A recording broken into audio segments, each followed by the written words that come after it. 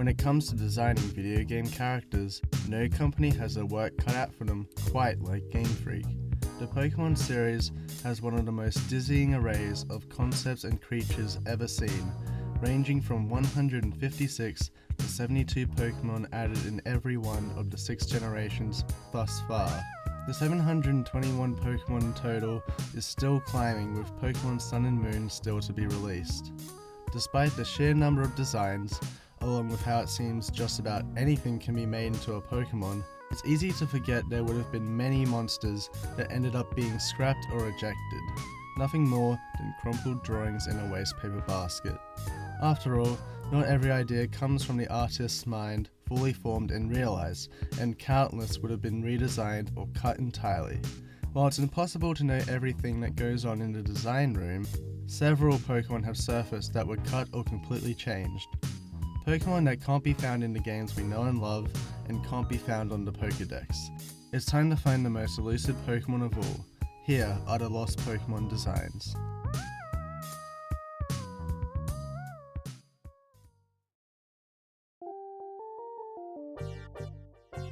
The second generation of Pokémon, Gold and Silver, contained many designs that never appeared in the final game.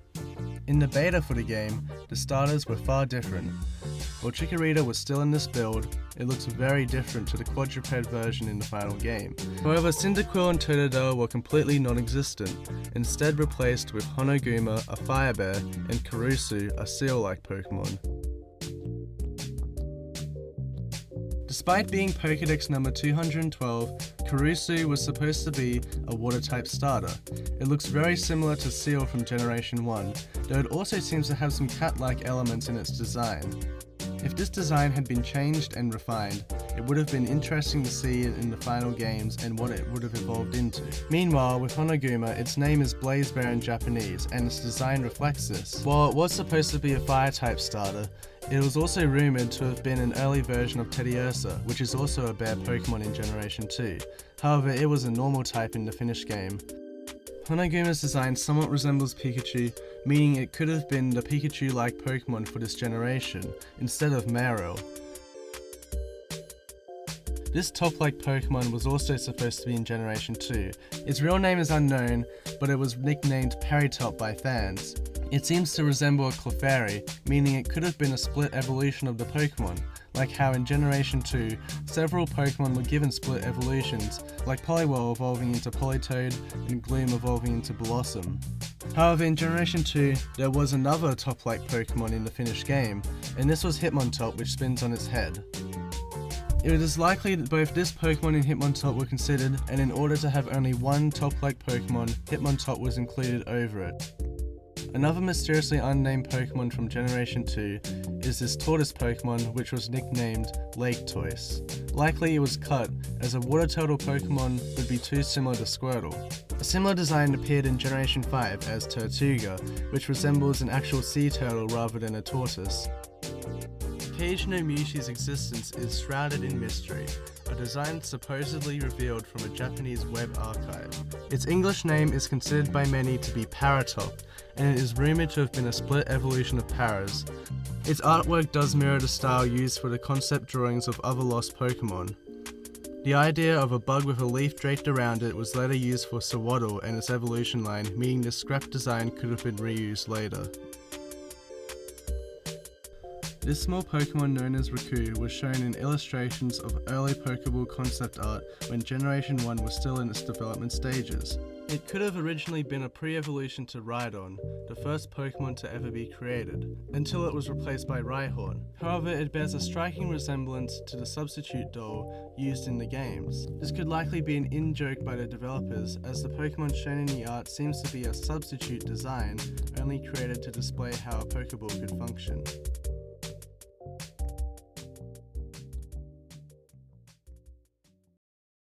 There are also very early versions of Pokemon drawn as concept art for Generation 1, most completely redesigned to appear as they do today.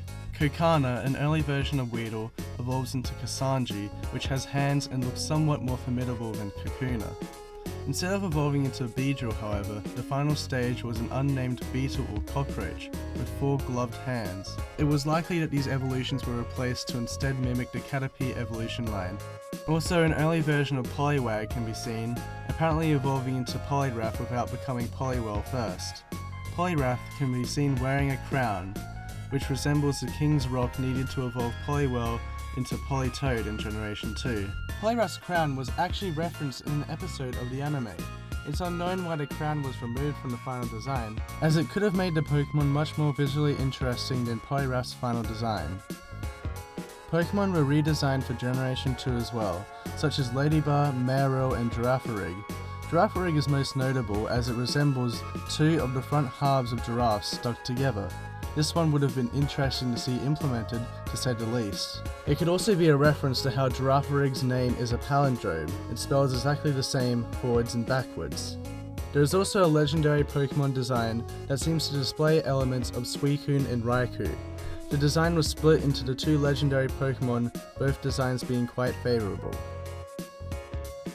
Another legendary Pokémon that was split into 2 other designs was this one. It was nicknamed Latiazakin by fans.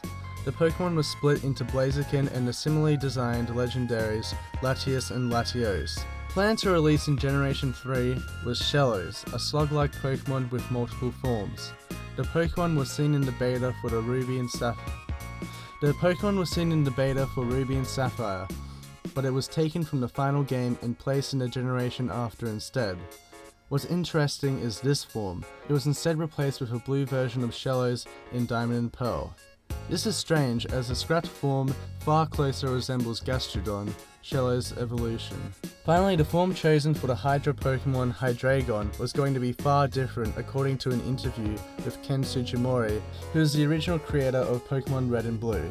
Hydreigon, along with Zweilous and Dino, were originally designed to be cyborg tanks, but the idea was scrapped, then revived later and redesigned. This idea could have been interesting, even if the final designs turned out very well. In fact, Hydreigon is one of my favourite Pokémon personally. I mean, look at it. It's a dragon with Hydra heads for arms. But we're forgetting one, aren't we? There's one lost Pokémon that can still be found within the games. Specifically, Red, Blue, and Yellow. An existing Pokémon that isn't considered part of the 721 official Pokémon. Its name is Missing No. It's perhaps the most well-known lost Pokémon and technically a glitch Pokémon, but its presence in the original Red and Blue and Yellow is a mystery and widely debated by fans. It is known as Pokédex number 000. But what is Missing No, and why does it exist? Well, first it's useful to know just how to catch this incredibly strange Pokémon. It can be found through the use of the Old Man glitch. First of all, find the Old Man in Viridian City and view his lecture on how to catch a Pokémon. Afterwards, use Fly to travel to Cinnabar Island and surf on the coast of the island, making sure you always stay on the beach and not out into the ocean. This glitch will usually cause you to encounter random Pokémon with random levels, but by chance, you'll discover the glitch itself, Missing No. That's the gist of the glitch anyway. It's better to research the specifics and how the glitch works, as it is fairly complex and too complicated to talk about here. Other forms of Missing No can be seen, which can resemble a Kabutops fossil, an Aerodactyl skeleton, and even the unidentified ghost encountered in Lavender Tower. Depending on the player's name, they can be seen through the Old Man glitch or the Mew glitch. Again, their specific details are too complex to discuss here. But all this begs the question, why does Missing No exist? While it is yet to be fully proved, a theory exists that is incredibly convincing. Surely we all know of Cubone, the Pokémon that wears its mother's skull as a helmet. I always assumed its mother was supposed to be a Marowak, but what if it were another Pokémon? Isn't it strange how a Pokémon as big as Kangaskhan can't evolve from anything, especially when breeding is introduced later in the series? You're telling me that it's born with a baby already in its pouch? Anyway, it is suggested that at one time, Cubone was supposed to be a pre-evolution of Kangaskhan. I mean, doesn't it look just like Kangaskhan's baby? The theory goes that Missing No was what Marowak was originally supposed to be, which Cubone evolves into. Cubone would become Marowak, then Kangaskhan. It makes sense as Marowak is still rather small and looks like it could have been a middle evolution. Also, Cubone's move, Boomerang, is a play on boomerang, while Kangaskhan is based on a kangaroo. Both of these are symbols of Australia, which further proves a relationship between these two.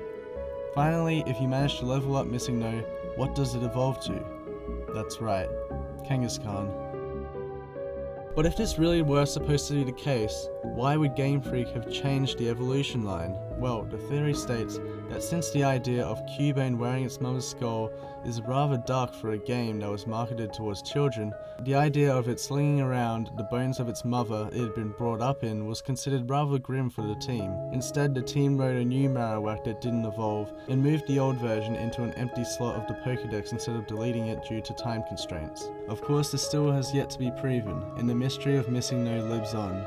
I'm still hoping that someday Game Freak will reference it or even turn it into a proper Pokémon for one of the future generations. Of course, this is unlikely to happen, but one thing is certain. Missing No is the most interesting lost Pokémon to date. While the Pokémon games we have today are all almost perfect in their own right, it's still fun to wonder what could have been. In fact, the lost content for the games runs far deeper than designs for the Pokémon. Several features originally planned for the games were completely scrapped. For example, did you know that Gold and Silver were originally supposed to include a skateboard as an item? But that is a video for another time.